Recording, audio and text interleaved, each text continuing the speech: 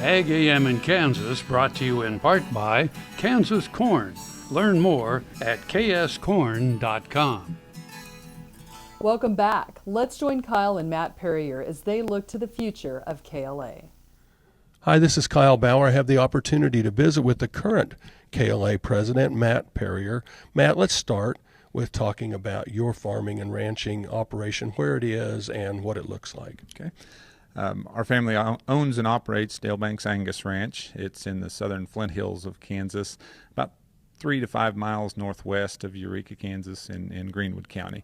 I'm a fifth-generation livestock producer, fourth generation to have registered Angus cows on that place.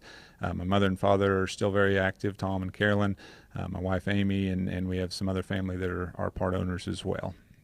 You know, unlike a lot of people that are in leadership in organizations, you have a young family and you're a younger person. Well, I appreciate that. Hopefully I can still be considered younger, but yes, we've got 4 children, my wife, Amy, and I. Ava is 12, Lyle, Hannah, and Henry is the youngest. He'll be 5 here next week. So it's going to be a challenge as I'm gone traveling and things. I know that I'll miss some activities, but we talked a lot a year ago when I was contacted by our nominating committee at KLA and asked if I was interested. At first I told them there's no way that I can, between the family ranch and the actual family, that I can make time to do this.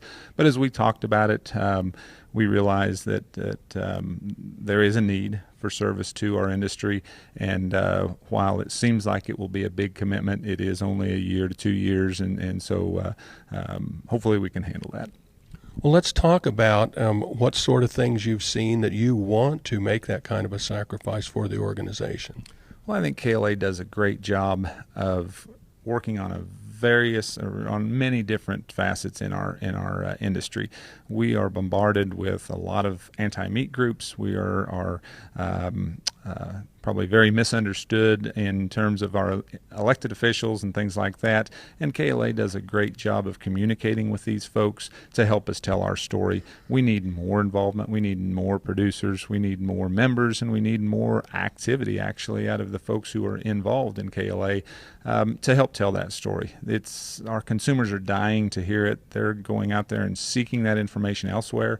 And if we don't tell that story, the HSUS, the PETA organizations of the world are happy to tell their version, which we know not to be true, but we need to tell ours so that we can get our points across.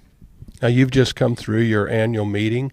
Does everyone agree on all the issues? No. It's very obvious when you come to a KLA meeting that we have plenty of very independent-minded folks that have opinions, have viewpoints, and have perspectives that are varying. We represent nearly every segment, definitely every segment of the beef industry, and when we come to this meeting, half of us can't even agree whether high calf prices are a good thing or a bad thing. This year, after the last couple of weeks, we can't even decide whether rain is a good thing or a bad thing. And so the independent spirit of the cattlemen is definitely still alive and well within KLA. And the fact of the matter is, even those that have been active in KLA for generations like myself, we can go through that policy handbook and find plenty of different aspects that we may not be in complete agreement. That's okay. In fact, it's probably healthy for the organization, but we find that the bulk of those facets and those things that we work on as an industry, we do agree on. We do need to come together. We only represent 1% or 2% of the entire population, and if 98% of the people are off of our farms and ranches, I'd say it's time for the 2% to come together and work toward the greater good for the beef industry. We're visiting with Matt Perrier, current president of the Kansas Livestock Association. Back to you, Jamie. Thanks, Kyle. We have more coming up for you from the KLA annual meeting, but next up is this week's Kansas soybean update. Stay tuned.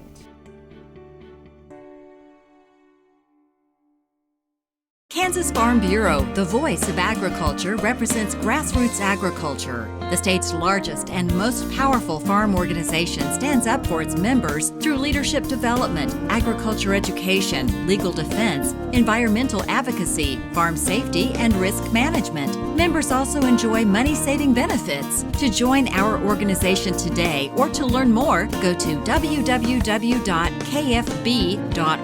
or find us on Facebook and Twitter.